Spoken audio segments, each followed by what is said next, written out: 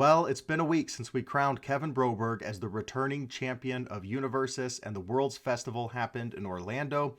I bet you're all wondering, David, where have you been? You've been kind of oddly silent lately. We would have expected your recap to come out right away and for you to already be, you know, funneling out the Critical Role content. And the answer is, it kind of sucked. That's why I've been silent recently. Not really, but it kind of sucked just a little bit. If you didn't know, going into the Worlds Festival, I was the first player excluded based on championship points from Worlds. So of the 64 players playing for a world champion, I was the first one not invited based off of championship points, but they made a last chance qualifier where there were 8 players who said they couldn't make it, and so 100 players were going to fight it out to see who could be the top 8 and get into Worlds the next day. And I fully intended to be one of those top 8. And so I went with Pony.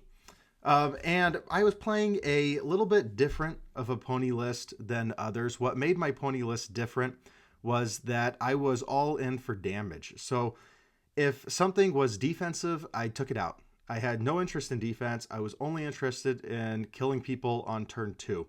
So when you look at my foundation lineup, I've got things like Steadfast Resolve, Mikasa's Admission, 4x Sacrifice for the Cause, and I cut, and I've got like Sugar Rush power up. I'm really just focusing on damage, and I cut to a clean 60. I used to be at 66. There was a Pony deck profile that I did that I won locals with when I was first trying out Pony a month or so ago. You can go and check that out. I was playing Deadbolt mainboard at the time, which was, just because I like Deadbolt. But now that I was in the real deal, last chance qualifier, have to give it my all. I cut to a flat 60 because I realized I just always want to be seeing Any Means Necessary, Feral Shriek, and Wish Hard. So at a flat 60, those are 12 cards. That's 20% of my deck. I am always seeing those. And I always want to see Battle or Release and Electric Moth and, the attacks that really matter. I had Lethal Slash at a 3x and Race to the Rescue at a 2x. This was kind of the last change that I made to the list. In my testing and in the event, Race to the Rescue was incredible. This card, after it deals damage, you just clear it from your card pool.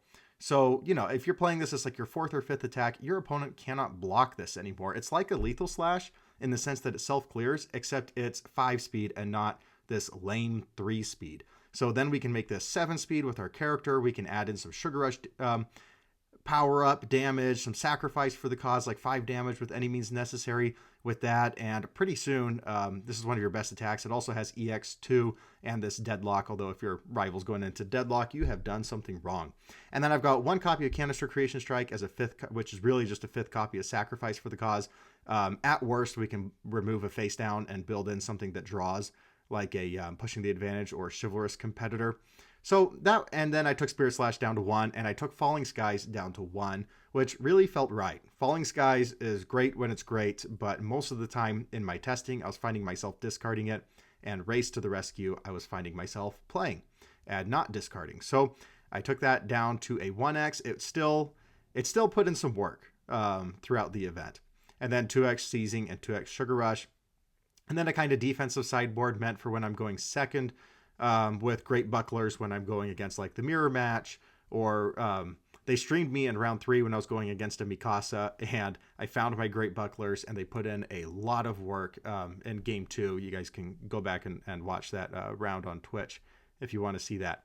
But that was my Earth pony list. I was pretty proud of it. I think... I don't know. I don't want to say it was the best pony list in the room, but it was, I think my bias, I kind of think it was close to it, if not perfectly optimal. Okay, let's jump back into here and talk about my rounds. So that was Pony. Why did I go with Pony? Because I was also thinking of bringing Mill Rodan to Worlds, and I had this really cool Reiner 1 build that I wanted to play. But I chose Pony because I knew that at the last chance qualifier, I just needed to rack up wins. That a tie was about as bad as a loss. And so Pony just gets me wins. And then Pony has just enough defense that I can squeak out those close games. If I don't kill you on turn 2, Pony's going to allow me to see that turn 3 pretty consistently unless you just absolutely high roll me. So that's why I went with Pony for the last chance qualifier, and then my plan was to switch to Rodan when I actually went into Worlds. Let's get into my rounds. Round 1, I played against Ochako 4, and I got a win. It was 2-1. I think I lost my game 1. Whenever I win rounds 2-1, it feels like I'm always losing game 1, and then I really lock in after that point. Game 3 was pretty funny. My rival thought that they had lethal with a giant bite detention because I was at 6 health, and the giant bite detention got up to 7 damage.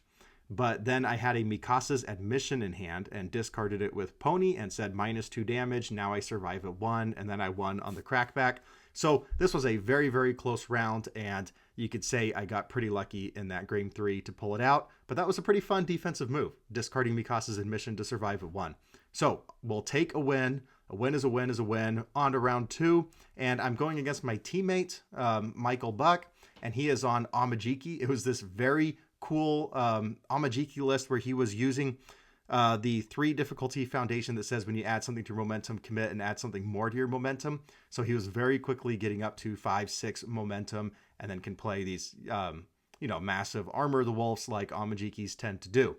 So on game 1, I won on turn 2. That's just the way I built my deck. I think I won the die roll, and I just go off on turn 2. I lose. No, I actually won game 2. I won game 2 as well, because game 2 is kind of funny. I was going second, and I have a really good build on my turn 1. And then on my turn 2, I draw into all foundations. Just absolutely no attacks. So I just take another building turn, and then I survive, and I get back to my turn, and then I draw lots of gas. But by this point, I've got 10 foundations. Michael hits me with Hero's Upbringing, which increases the difficulty of all my moves. He hits me with some breakers. So it actually was a very, very good thing that I took that turn 2 and built. Now, it wasn't like I had much of a choice. The game just told me to build. But sometimes it's nice when the game tells you to make the right move. Because when I drew all gray, I kind of felt sad inside. But looking back on it, it was the reason I won the game. I should also say that in round 1, what made this matchup so difficult is that my rival was mainboarding Hero's Upbringing, and I got hit with Hero's Upbringing every single game. Oh, sorry. Amajiki wasn't Hero's Upbringing. It was Fortitude of the Armor Titan. So in round 1, I got hit with Hero's Upbringing in every single game. And then in round 2, I got hit with that Fortitude of the Armor Titan, which increases the difficulty by 1. So, and Hero's Upbringing turns off my character, which is really, really bad as Pony. Kind of goes without saying there. And that's why also I like having these self-clear cards like Race to the Rescue and Lethal Slash, is because even if we get sealed, we can still be clearing our card pool, and we can still output a lot of attacks and a lot of damage.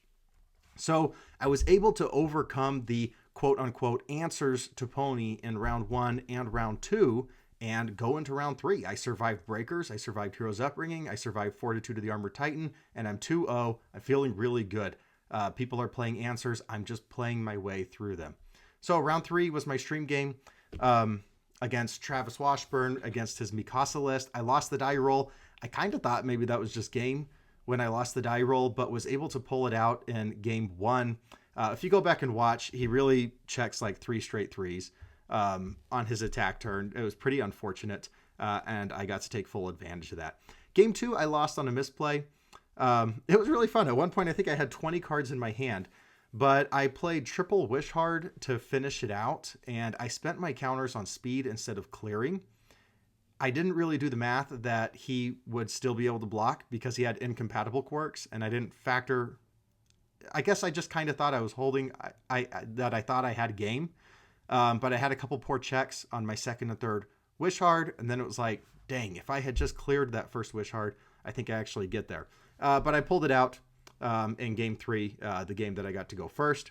And so now I'm 3-0, feeling pretty good. Round 4, I go against Keenan Meadows and I lose. I lost the die roll here and I lost 2-1. I won the game where I went first, but the games where I was going second, it was really difficult to overcome Keenan's stage because he would get a couple like shapeshifters out and recuperation times out. And then it was just tons of damage reduction on all of my attacks. He's gaining his health. Ymir kind of likes it when you attack into her and then she gets to gain all her health back on her turn and make her moves crazy. She builds her stage very, very quickly. Pony really doesn't like Keiko's Aid. making your next attack have +2 difficulty. You can't really play around that like you can with breakers. So going second, it was very, very difficult to overcome. I almost got there in game 1.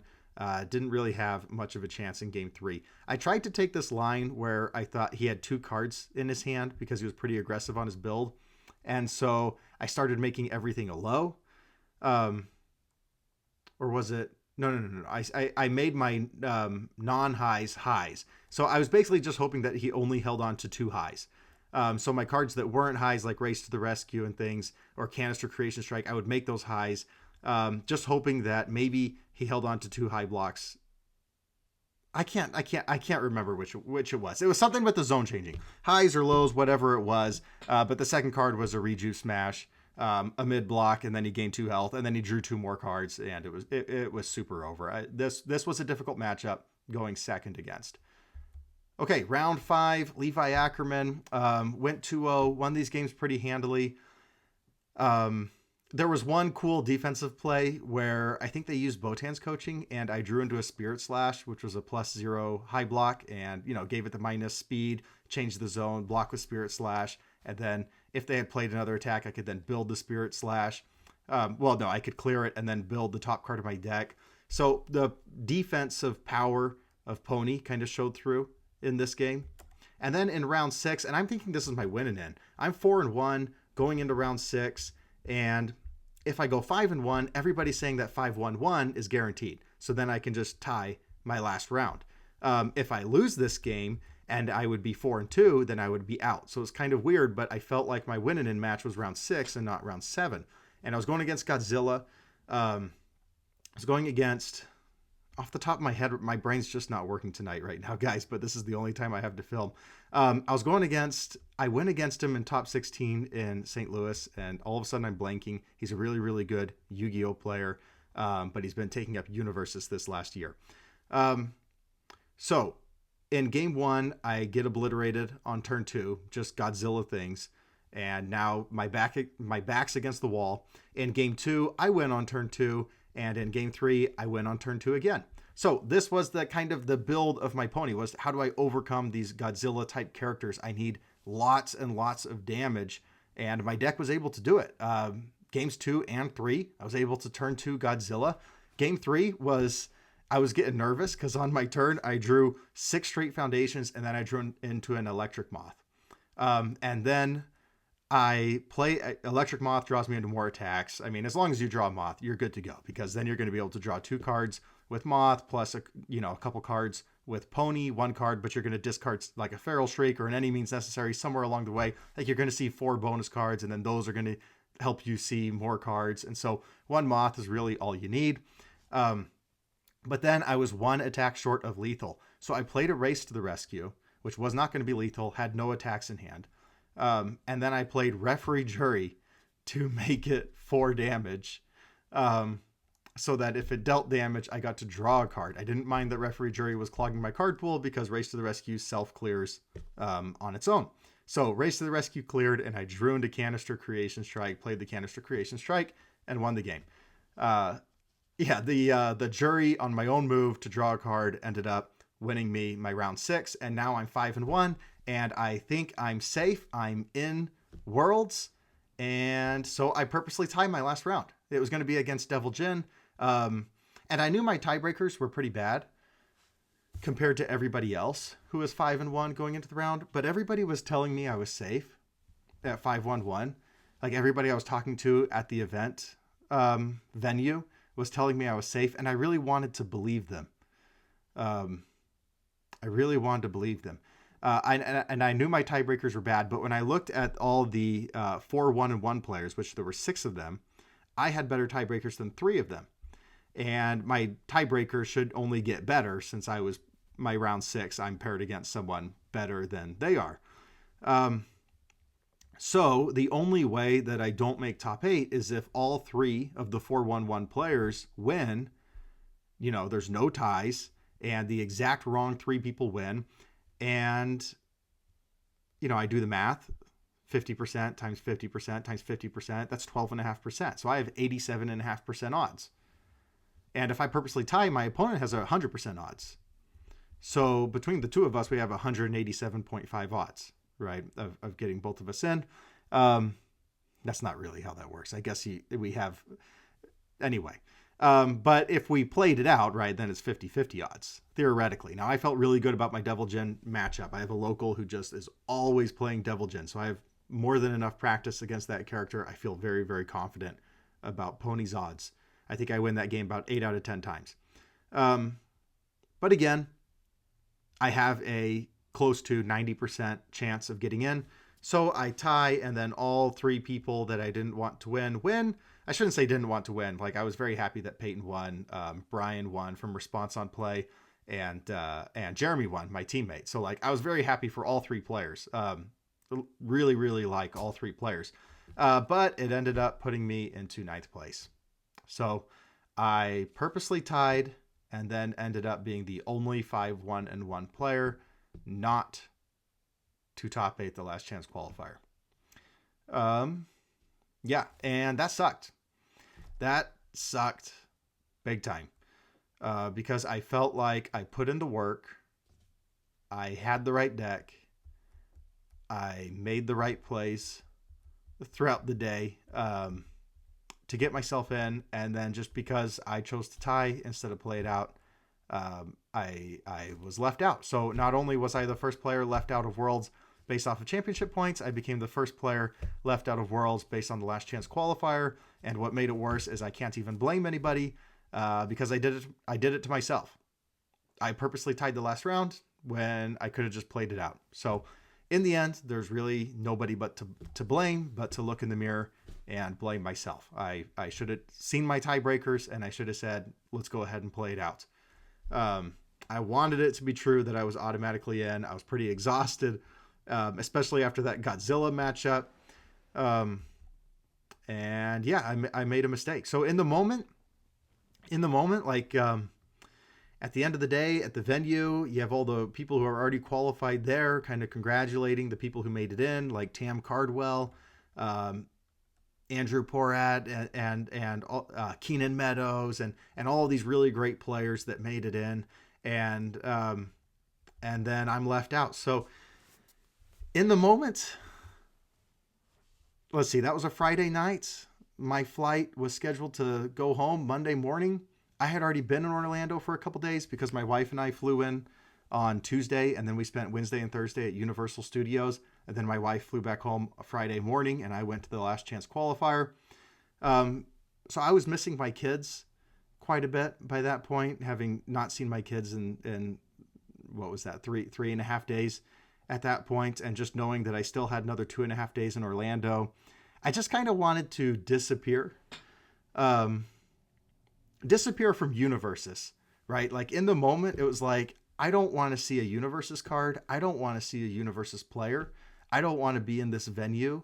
I just want to go somewhere, right? I want to go, I don't know, hang out with family. I want to go do some work. I was thinking, do I even come back to the venue the next day? Like, maybe I'll go find somewhere else, something else to do in Orlando other than Universes. It was just like, anyway, it was as heartbreaking as it could be for a hobby. Like, in the end, it's first world problems, right? It's just a card game. So like, I don't want to play it up as this big thing, but it was pretty heartbreaking.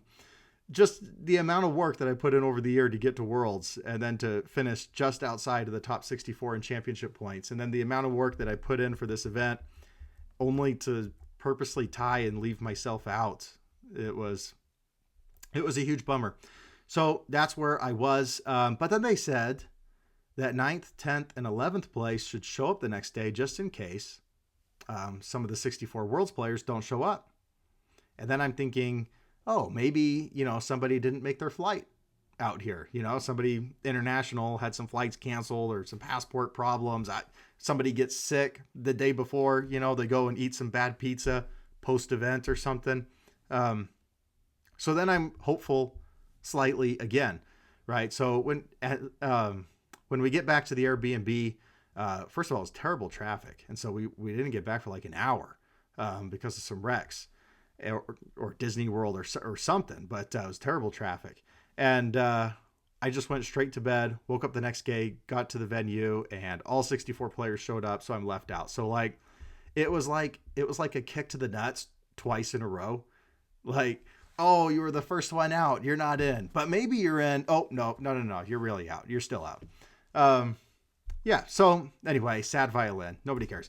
On to side events. I was at the venue the next day. Might as well play in some side events. And I had a Todoroki deck ready to go. I'll show you guys this Todoroki deck here. It's really just a spotlight deck where I have everything max rarity. Like I've XR'd out all of the attacks and I've got XR versions of all of these. And it's just because Todoroki was the first character that I made a top cut in Universus, actually in Orlando. Let's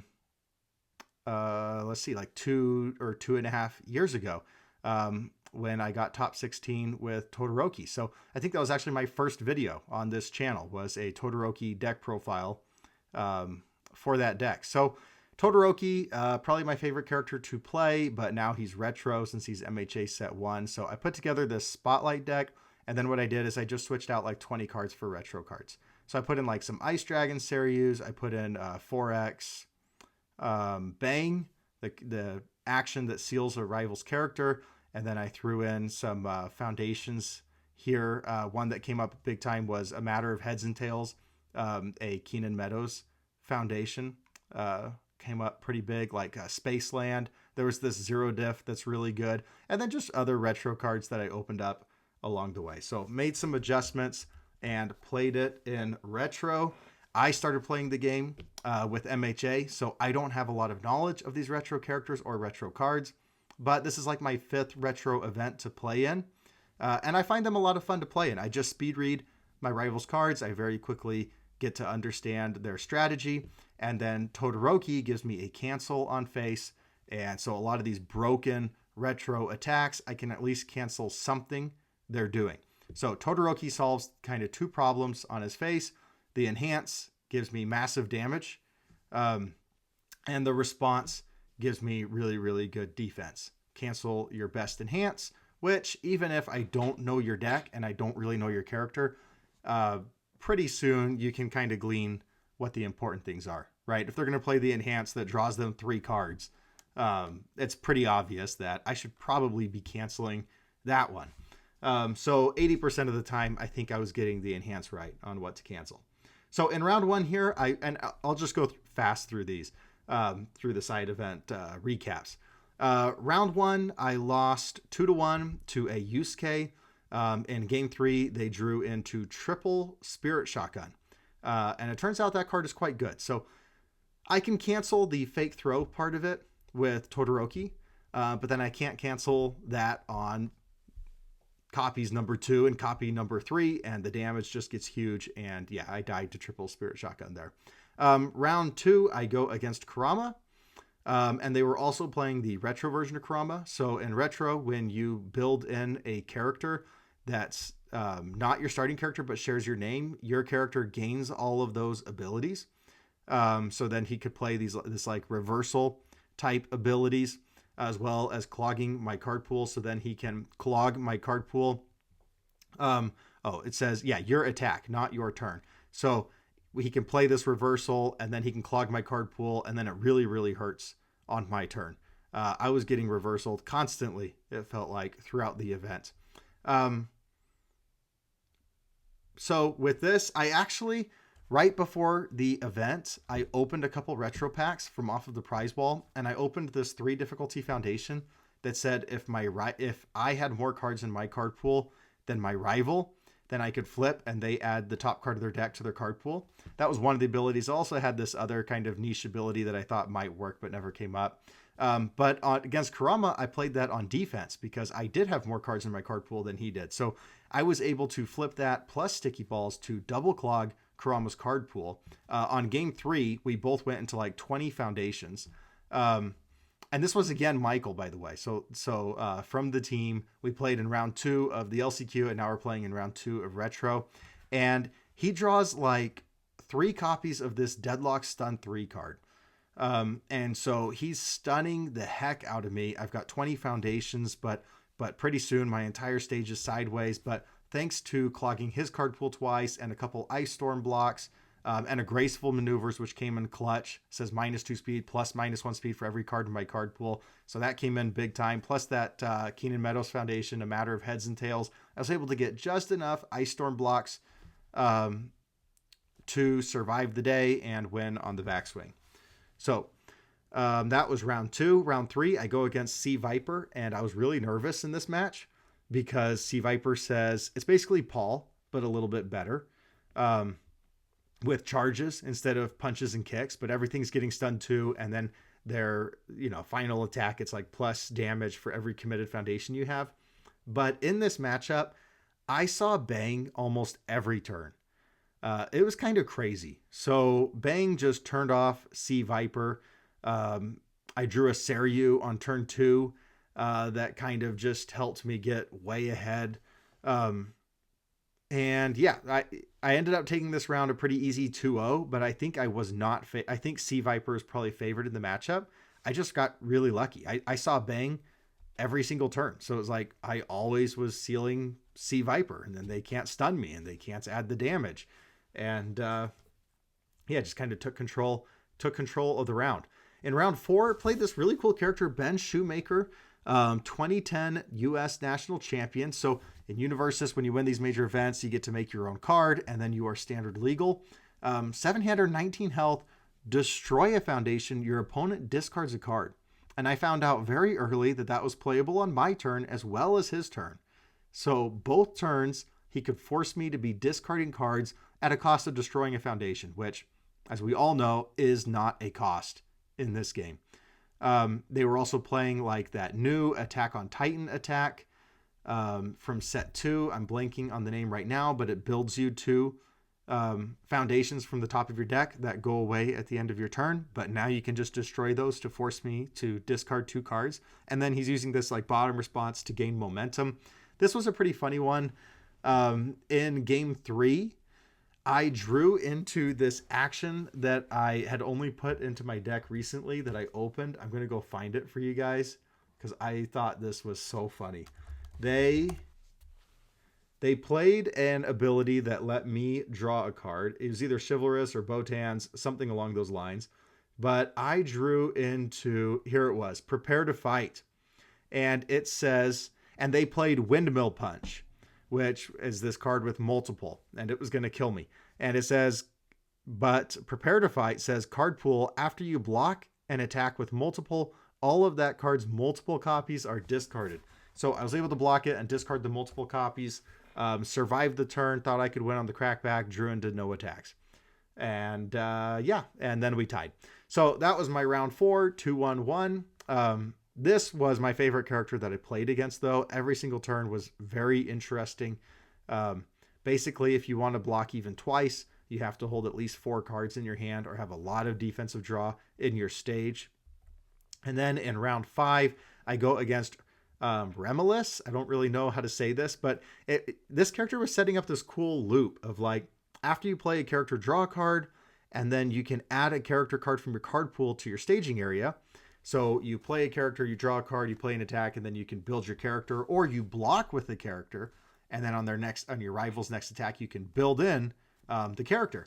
And then he was playing this other different version of Remulus that says you can add a character card from your stage to your hand, and then you can ready a foundation.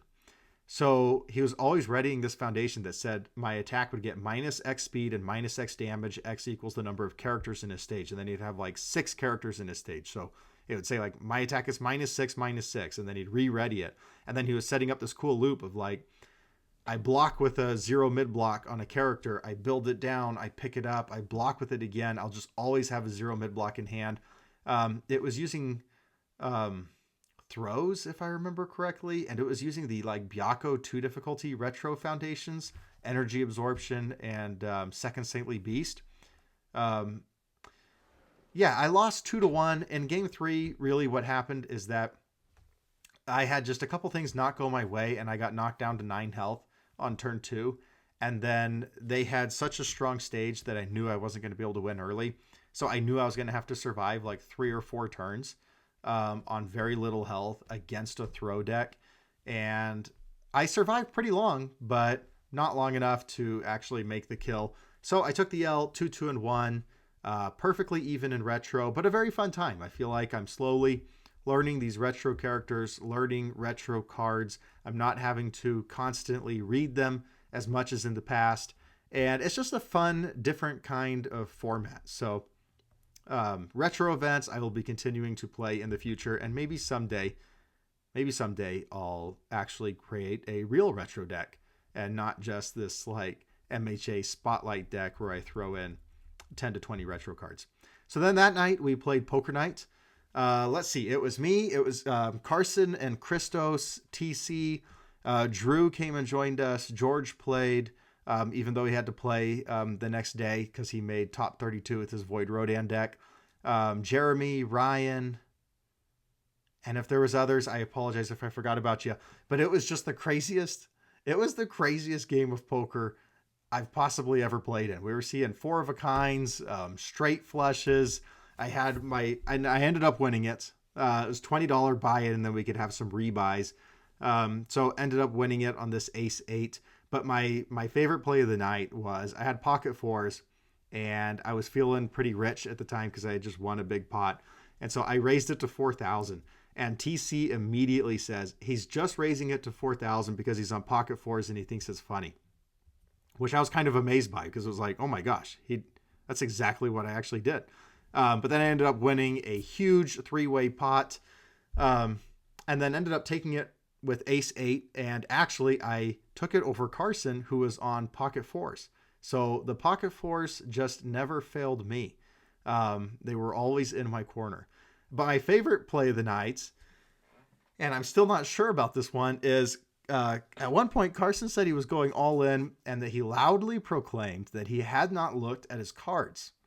And then I look at my cards and I'm like, King Jack offsuit, which normally, that's a decently good hand, but I wouldn't call an all in with it. But when they loudly proclaim that they haven't looked at their cards, it seems pretty good, right? So I call, and then Carson flips over King, and he destroys me on that hand. So you be the judge. Did Carson look at his cards before? He insists that he didn't, but then he flipped over pocket kings. So I will let the viewer judge whether or not Carson was telling the truth there. It is poker. But I at least won that. So that had me feeling pretty good. And then the next day was teams, and I joined with my teammates, Jeremy and James. Jeremy was playing this Chew deck where he was winning with Knife Edge Deathmatch. He actually, throughout the team's event, never lost going first. And Knife Edge Deathmatch won at least like 6 to 8 games. It was awesome to watch. And then James didn't have a deck that he brought for teams, so I let him borrow my Mill Rodan deck.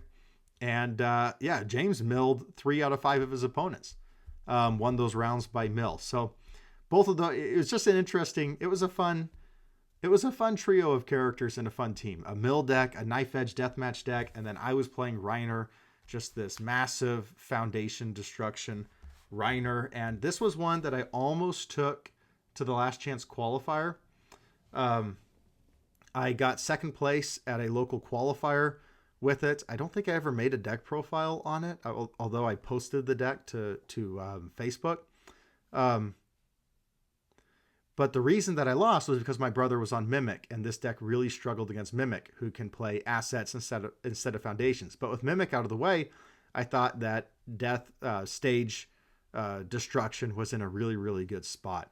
So it's 4-check tribal. We're trying to play knockdown blows into female titans to pick up knockdown blows, play lots of big attacks, destroy everything of our rivals with like Too Big to Contain and Chomps, Banters, Final Words, Togro's Dominance.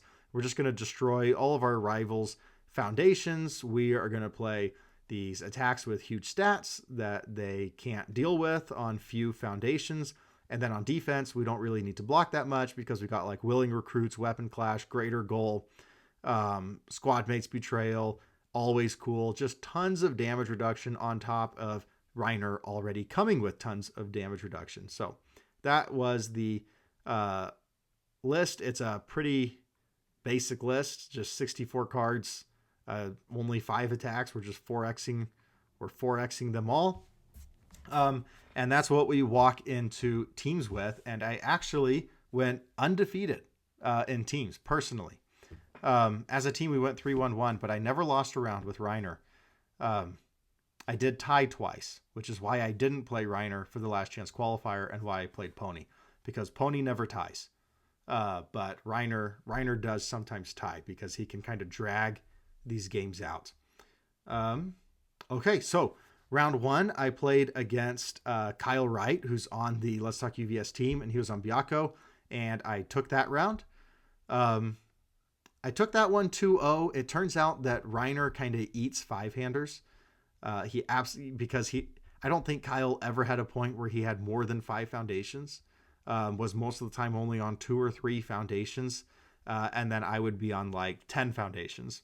So I won this round, and I won my next round, which was also a 5-hander, and also against a teammate, Ross. So I was 2-0, and our team won this round. Our team tied this round because Jeremy tied, and I won, and then James lost. But James was in an obvious winning spot. It was game 2, and he had lost game 1 to Ymir, and it was very obvious by looking at it that he would have won by mill, but ran out of time, and that meant that Ymir won the round, which meant that we tied as a team. Had we had like 10 extra minutes and James wins by mill, we would have taken this round as a team. Unfortunate, because the pace of play, I feel like, can kind of slow down when the stages are huge, right? When you got like a 20 foundation Void Rodan and like 20 foundations on Ymir, it becomes really hard to calculate how to find lethal. So then pace of play slows down even more, which I fully understand. And that's why Mill Rodan, even though I think is stronger than ever right now with sweeping daggers coming out with Critical Role, probably won't ever see a high level of play because of round timers. So round 2, we win.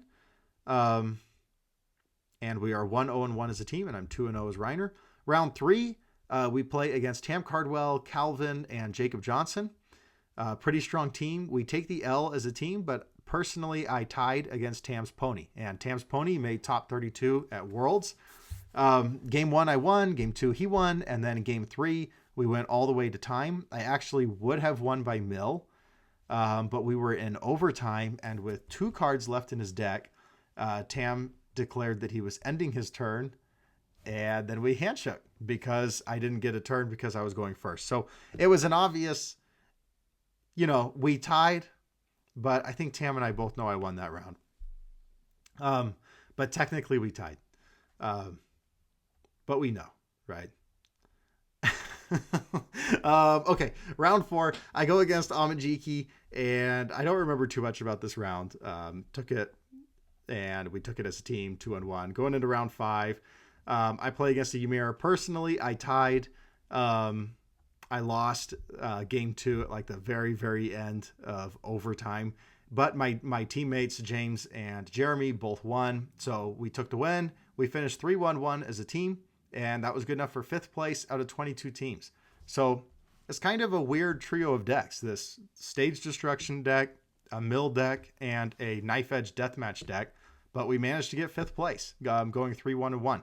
And I went undefeated, 3-0-2, but I did have 2 ties, which again was the reason that I ended up playing Pony over Reiner for the last chance qualifier, even though I really, really liked this Reiner deck. Reiner's probably in a pretty good spot for Critical Role, and I think Mill Rodan's in a pretty good spot for Denver. Both of those, like, I'm not going to be playing in Denver. If I was playing in Denver, chances are I would be playing Mill Rodan or Death Reiner. I would just continue iterating on those lists. Okay, so food reviews. Every night we went out to dinner with a different group of people, mostly teammates, and I thought I'd review the 3 places that we went. So first off, V Pizza across the street.